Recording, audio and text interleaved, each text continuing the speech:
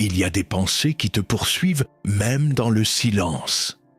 Des blessures invisibles que personne ne voit, mais que Dieu, lui, connaît profondément.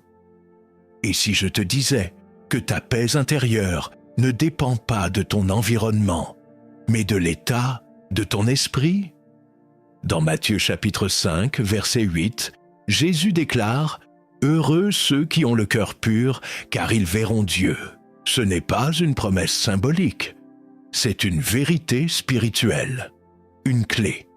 Car tant que ton esprit est encombré, pollué, agité, tu avances dans le brouillard, même en chantant des louanges. Aujourd'hui, Dieu veut parler à ton âme, il veut purifier ton esprit, non pour te juger, mais pour t'élever, pour que tu avances, pour que tu vois clairement, pour que tu entres dans la vie qu'il a préparée pour toi. Ce message n'est pas un enseignement de plus, c'est une convocation divine, une invitation au changement, une lumière qui va pénétrer jusqu'aux coins les plus enfouis de ta conscience. Dans cette vidéo, nous allons explorer ensemble 15 enseignements puissants, directement tirés de la Bible, que Dieu utilise pour purifier l'esprit de ceux qu'il appelle à marcher avec lui. Ces révélations ne sont pas présentées au hasard, elles forment un chemin, une progression, du plus fondamental au plus profond. Chaque vérité est comme une pierre posée par Dieu lui-même pour te faire sortir de la confusion, de la peur, du mensonge et t'emmener vers la liberté de l'esprit. Et je te le dis, reste jusqu'au dernier enseignement, car ce dernier est celui que l'ennemi ne veut jamais que tu comprennes. Celui qui transforme, qui délivre, qui élève. Mais avant d'aller plus loin, je veux t'inviter à faire un premier pas. Si tu ressens déjà que ce message touche quelque chose en toi, alors like cette vidéo, abonne-toi à Lumière en Christ et écris en commentaire cette phrase « Je veux que Dieu purifie mon esprit ». Ce simple acte, ce simple engagement peut marquer le début d'un nouveau chemin spirituel. Et surtout, reste jusqu'à la fin, car au terme de ces 15 vérités, je partagerai avec toi une prière spéciale, une prière de libération intérieure, une prière qui a déjà guéri de nombreuses vies. Ce que tu vas entendre maintenant ne vient pas d'un homme. Ce sont des paroles que Dieu a laissées dans sa parole et que beaucoup n'ont jamais entendues de cette manière. Ouvre ton cœur, ouvre ton esprit et laisse le Saint-Esprit travailler en toi pendant cette vidéo. Il ne s'agit pas de connaissance, il s'agit de transformation. Dans toute la Bible, Dieu n'a jamais simplement appelé les hommes à changer leur comportement. Il a toujours visé plus profondément leur esprit, car c'est là que commence la véritable transformation. Le péché ne naît pas d'abord dans les gestes, mais dans les pensées. L'amertume, la peur, le doute, la rébellion, tout commence dans l'esprit. Et Dieu, dans sa sagesse infinie, ne traite pas uniquement les fruits. Il va directement aux racines. C'est pourquoi la purification de l'esprit est l'un des axes majeurs du plan divin pour chaque croyant. Dans le psaume 51, David, après avoir commis l'irréparable, ne prie pas pour conserver son trône, sa réputation ou son confort. Il crie à Dieu « Crée en moi un cœur pur, ô Dieu, renouvelle en moi un esprit bien disposé. » Il a compris. Il sait que tout ce qui a été souillé à l'extérieur n'est que le reflet d'un désordre intérieur. Et il ne demande pas une réparation. Il demande une recréation, parce que la purification véritable ne consiste pas à maquiller l'extérieur, mais à renaître de l'intérieur. Le prophète Ésaïe, lui aussi, a vécu une scène saisissante. Dans le chapitre 6 de son livre, il entre en vision dans la présence de Dieu. Et face à cette sainteté, il ne célèbre pas sa foi, son appel ou son ministère. Non, il tombe à genoux et dit « Malheur à moi, je suis perdu, car je suis un homme aux lèvres impures. » Pourtant, Ésaïe était déjà prophète. Il parlait déjà au nom de Dieu. Mais dans la lumière de la présence divine, il réalise que quelque chose en lui avait encore besoin d'être purifié. Et c'est alors qu'un ange vient toucher ses lèvres avec un charbon ardent. Ce geste n'est pas symbolique. Il représente le feu qui purifie, le feu qui libère, le feu qui restaure. Dans le Nouveau Testament, Jésus reprend cette même logique. Il ne dit jamais « Nettoyez vos mains et tout ira bien ». Il dit « Nettoyez d'abord l'intérieur de la coupe ». Dans Matthieu chapitre 23, il s'adresse aux religieux de son temps et leur dit « Vous ressemblez à des sépulcres blanchis. À l'extérieur, vous paraissez beaux, mais à l'intérieur, vous êtes plein d'ossements. Le message est clair. Tant que l'esprit est malade, aucune façade ne suffit. Dieu veut un peuple pur, mais pas selon l'apparence. Il veut des cœurs lavés, des pensées renouvelées, des esprits alignés avec sa vérité. L'apôtre Paul, dans Romains chapitre 12, va encore plus loin. Il exhorte les croyants à ne pas se conformer au siècle présent, mais à être transformés. Comment? Par le renouvellement de l'intelligence. Ce mot « intelligence » vient du grec « nous », qui signifie l'esprit, la pensée profonde, le centre de la conscience. Paul ne parle pas d'un simple changement de mentalité, mais d'une métamorphose intérieure, où l'Esprit de Dieu vient recoder nos pensées, déprogrammer les schémas du monde et insérer en nous la pensée du Christ. Et pourtant, dans notre génération, cette vérité est presque absente. On parle de prospérité, de destin, de réussite, mais rarement de purification de l'esprit. Pourquoi? Parce que cela demande de faire face à soi-même. Cela demande du silence, de l'humilité, de l'introspection. Cela demande d'ouvrir à Dieu les portes que nous avons verrouillées depuis l'enfance.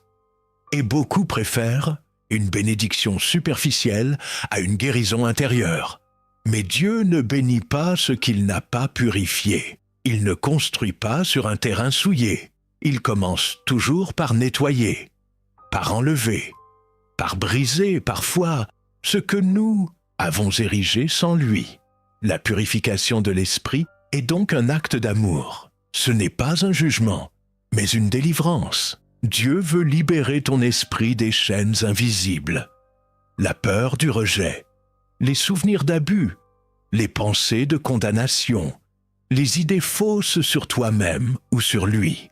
Et pour cela, il utilise sa parole comme une épée, son esprit comme un feu et sa présence comme une lumière. Il ne te demande pas d'être parfait, il te demande d'être disponible.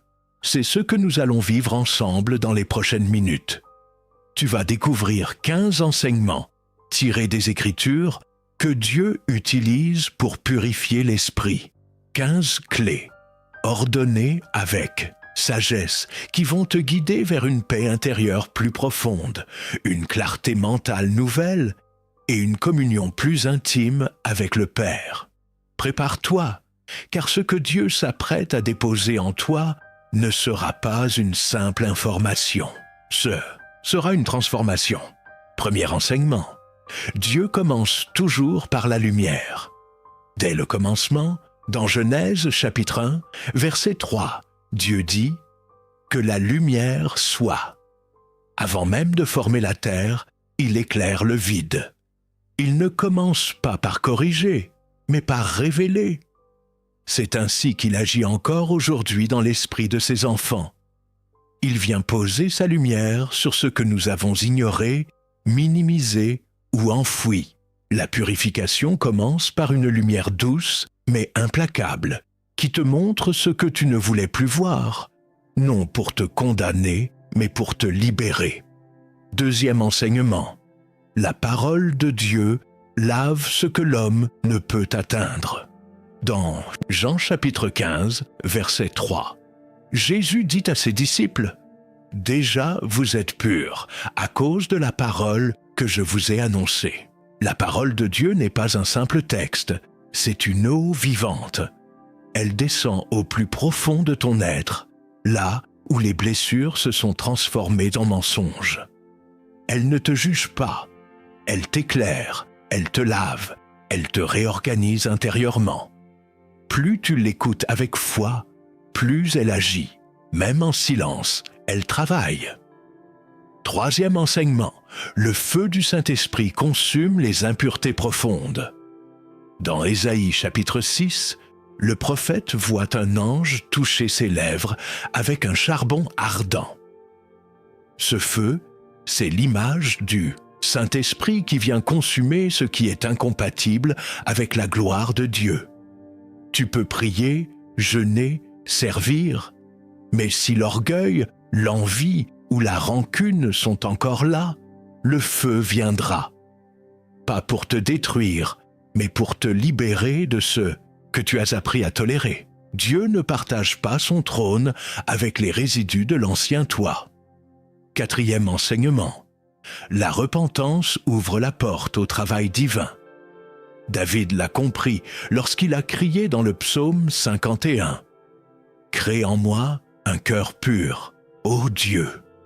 Il ne cherchait pas à se justifier, mais à être transformé. Trop de croyants veulent le pardon sans la purification. Mais Dieu ne purifie que ce qu'on lui confie. La repentance n'est pas un moment émotionnel. C'est une porte ouverte que l'on laisse à Dieu pour qu'il entre dans notre esprit et le répare. Cinquième enseignement. Le pardon débloque la circulation de l'esprit. Dans Matthieu chapitre 6, verset 14, Jésus dit « Si vous pardonnez aux hommes leurs offenses, votre Père céleste vous pardonnera aussi. » Un esprit qui garde l'offense devient un terrain fermé. Beaucoup cherchent la paix, mais refusent de pardonner. Et cela empêche l'Esprit de Dieu d'agir pleinement. Le pardon, même silencieux, même incompris, est un acte de puissance spirituelle. Il libère l'espace intérieur que Dieu attend pour y poser sa paix. Sixième enseignement. L'humilité attire la grâce qui transforme. Jacques chapitre 4, verset 6 déclare « Dieu résiste aux orgueilleux, mais il fait grâce aux humbles. » L'esprit orgueilleux est bruyant, agité, fermé. L'esprit humble, lui, est souple, disponible, prêt à recevoir. Dieu ne peut remplir que ce qui s'abaisse. Tant que tu te crois capable de tout porter seul, il attend. Mais dès que tu dis « Seigneur, je ne peux plus, viens », alors son esprit descend et commence à purifier ce que tu n'arrivais même plus à identifier. Septième enseignement. Le Saint-Esprit ne condamne pas, il révèle. Dans Jean chapitre 16, verset 8, Jésus explique que l'Esprit convaincra le monde en ce qui concerne le péché, la justice et le jugement. Mais cette conviction n'est pas une accusation, c'est une lumière. Le Saint-Esprit ne te montre pas tes fautes pour te rabaisser, mais pour t'élever. Il dit « Regarde ce qui te lie. Maintenant, laisse-moi t'en libérer. » Il ne frappe pas, il révèle, il attire, il façonne. Nous venons d'explorer 7 fondements puissants. 7 vérités qui, si elles sont méditées, peuvent déjà bouleverser ton quotidien. Mais ce n'est que le début, car les 8 enseignements suivants vont plus loin. Ils touchent des zones encore plus profondes, des zones où Dieu agit dans le silence, dans la nuit, dans l'attente. Reste concentré, car ce que nous allons voir maintenant est réservé à ceux qui veulent aller jusqu'au bout du processus divin. 8e enseignement. Dieu utilise l'épreuve comme révélateur intérieur. Dans Deutéronome chapitre 8, verset 2, Dieu dit à Israël « Je t'ai fait passer par le désert pour t'éprouver et savoir ce qu'il y avait dans ton cœur. » L'épreuve n'est jamais le fruit du hasard. C'est un miroir. Quand tu perds, quand tu doutes, quand tu es seul, ce qui est caché en toi remonte, non pour t'écraser, mais pour que tu le vois avec les yeux de Dieu. L'épreuve est une lumière déguisée. Elle te montre ce que la paix t'a appris à dissimuler. Et Dieu s'en sert pour purifier, corriger, réaligner. 9e enseignement. Le silence de Dieu est parfois une salle d'opération. Dans le livre de Job, Dieu se tait pendant de longs chapitres. Et ce silence n'est pas une punition, c'est une intervention. Quand tu n'entends plus sa voix, il est peut-être en train de travailler à l'intérieur, à des niveaux que tu ne peux pas comprendre sur le moment. Il retire doucement des racines anciennes, il coupe des attachements invisibles, il réforme tes pensées. Ce silence est sacré. Il prépare un esprit neuf. 10e enseignement. Le renouvellement de l'intelligence est la clé de la transformation. Romains chapitre 12, verset 2. Soyez transformés par le renouvellement de l'intelligence. Ce n'est pas ton entourage qui te changera, c'est ton esprit renouvelé. Dieu veut changer ta manière de penser, ta façon d'interpréter les choses, tes réflexes émotionnels. La vraie sanctification commence dans les pensées.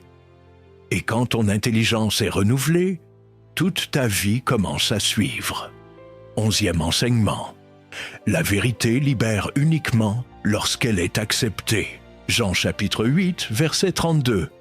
Vous connaîtrez la vérité, et la vérité vous affranchira. Mais cette vérité ne t'affranchit que si tu l'acceptes. Beaucoup entendent la vérité, mais la rejettent intérieurement. Dieu ne force jamais. Il propose, il montre. Mais c'est toi qui dois dire « Oui Seigneur, je reconnais, j'accepte ». C'est dans cette acceptation humble que la libération commence. 12e enseignement. Le brisement est une stratégie d'amour. Dans Psaume 34, verset 19. L'Éternel est près de ceux qui ont le cœur brisé. Dieu ne méprise pas tes larmes. Au contraire, il les utilise. Parfois, il permet que tu sois brisé, non pour te détruire, mais pour te reconstruire autrement. Ce qui est brisé devient plus sensible, plus vrai, plus disponible. Le brisement n'est pas un accident.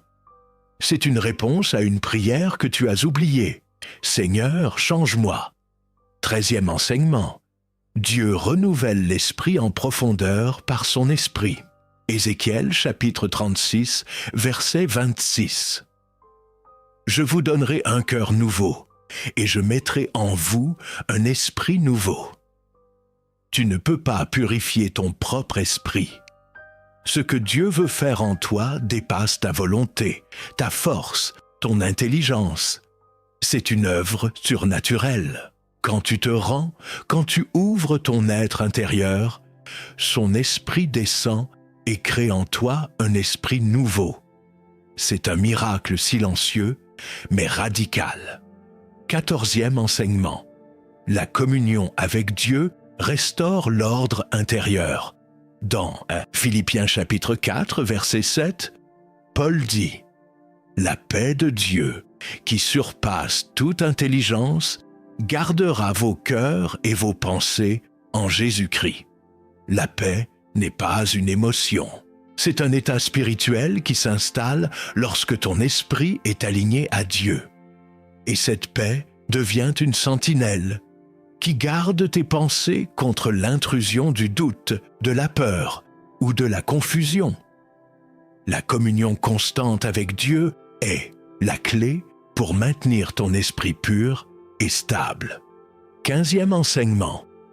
Le plus puissant. Christ est lui-même la purification de ton esprit. Dans Hébreux chapitre 9, verset 14, il est écrit « Combien plus le sang du Christ, qui par l'Esprit éternel s'est offert lui-même, sans tache à Dieu, purifiera-t-il votre conscience des œuvres mortes, pour que vous serviez le Dieu vivant ?» Ce n'est pas un principe, ni une méthode, mais une personne, Jésus. Ce n'est pas ton effort qui te purifie, c'est le sang de Christ. Quand tu regardes à la croix, quand tu crois profondément que sa mort a brisé les chaînes de ton esprit, alors tu reçois une purification réelle, permanente, puissante. Ton esprit n'est plus défini par ton passé, mais par sa victoire. Voilà le sommet de toute purification. Être uni à Christ dans son sang, dans sa vérité, dans son esprit. Si ces 15 enseignements t'ont parlé, ne les laisse pas s'effacer. Médite-les, prie-les, reviens-y. Et surtout, reste encore quelques instants, car ce n'est pas fini. Dans la suite, tu découvriras comment appliquer ces vérités dans ton quotidien. Et je partagerai avec toi une histoire inspirée des cieux, suivie d'une prière puissante pour que cette purification devienne une réalité dans ta vie. Tu as entendu les 15 vérités.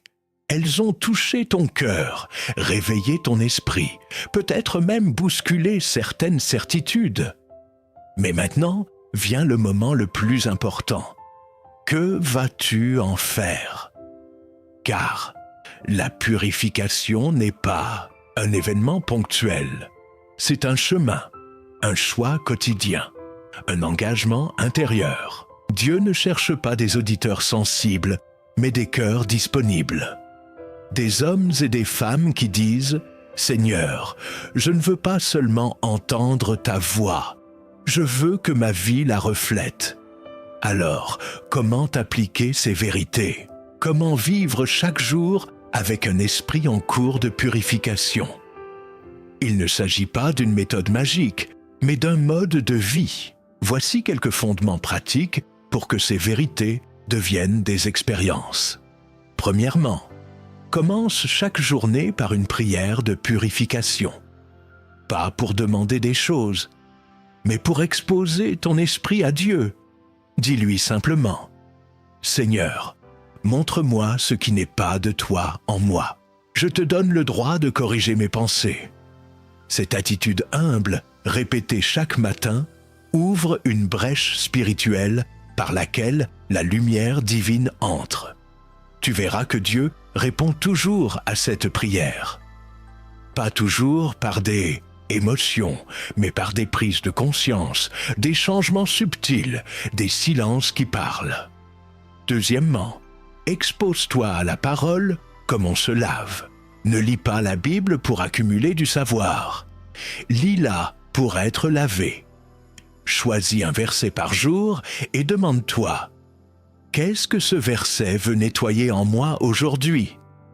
Par exemple, si tu lis « Ne vous inquiétez de rien » et que tu sens la peur monter en toi, ne te condamne pas. Dis simplement « Seigneur, je te donne cette peur. Remplace-la par ta paix. » Troisièmement, pardonne vite et sans explication. Ne garde pas les offenses, même si l'autre ne le mérite pas, même s'il ne s'excuse pas. Le pardon ne libère pas toujours la relation, mais il libère toujours ton esprit. Dis en ton cœur, « Je libère cette personne, car je refuse que sa faute vive en moi. » C'est un acte de souveraineté spirituelle. Quatrièmement, fais du silence un allié.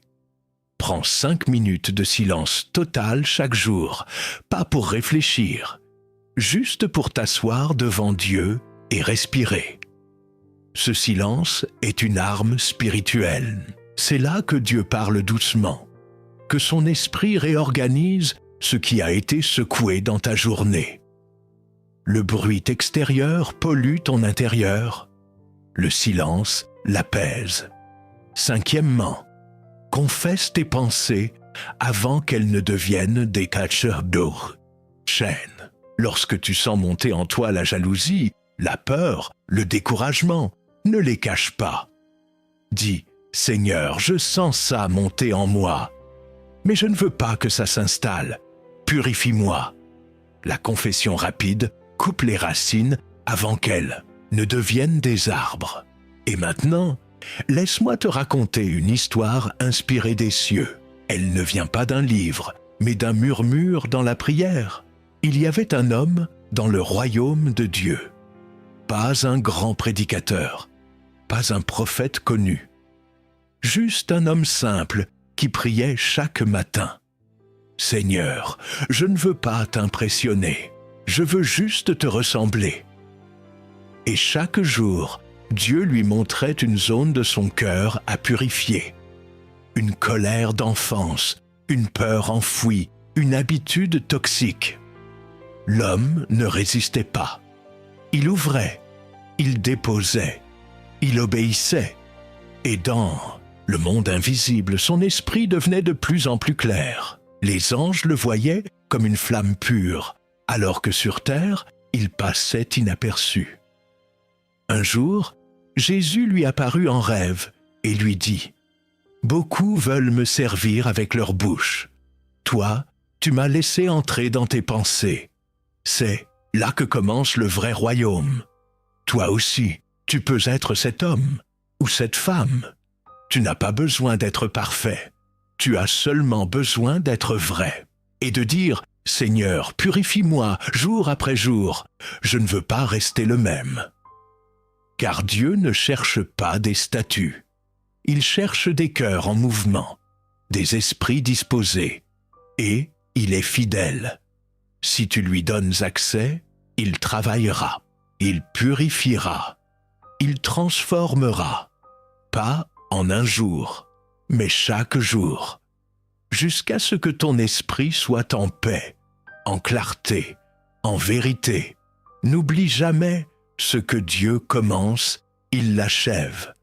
Si aujourd'hui tu ouvres la porte, le processus est lancé, et rien ni personne ne pourra l'arrêter, sauf toi. Alors choisis la lumière, choisis la vérité, choisis la purification. Tu es arrivé jusqu'ici, et ce n'est pas un hasard.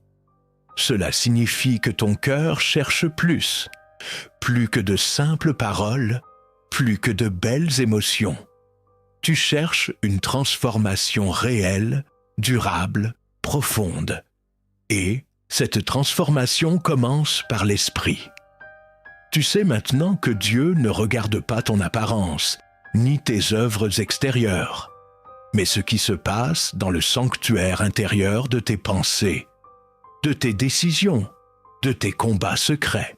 Et c'est précisément là qu'il veut agir. Souviens-toi de ce que tu as entendu aujourd'hui. 15 vérités puissantes, chacune comme une clé divine, un éclairage venu du ciel pour te conduire vers la liberté intérieure. Ce ne sont pas des idées, ce sont des armes, des fondements, des révélations. Elles t'ont été confiées pour que tu marches avec autorité dans un monde troublé, pour que tu sois lumière au milieu des ténèbres, paix au milieu du chaos, discernement au milieu du mensonge. Mais ne garde pas cela pour toi. Mets ces enseignements en pratique. Choisis chaque jour de prier pour que Dieu purifie ton esprit. Choisis de pardonner rapidement. Choisis de lire la parole comme on boit une eau qui purifie. Choisis d'exposer ton cœur à la lumière du Saint-Esprit. Et surtout, choisis de demeurer dans la présence de Jésus, car c'est lui, et lui seul, qui est la source de toute purification. Et maintenant, je veux prier pour toi. Là où tu es, ferme les yeux si tu peux, et écoute cette prière comme une déclaration que ton esprit reçoit. Seigneur, je te présente cette personne qui écoute en ce moment. Tu connais ses pensées, ses luttes, ses blessures invisibles. Tu sais ce qu'elle cache même à elle-même. Père, viens avec ta lumière, viens avec ton feu, viens avec ta vérité. Brise les chaînes, coupe les racines du mensonge, retire les voiles.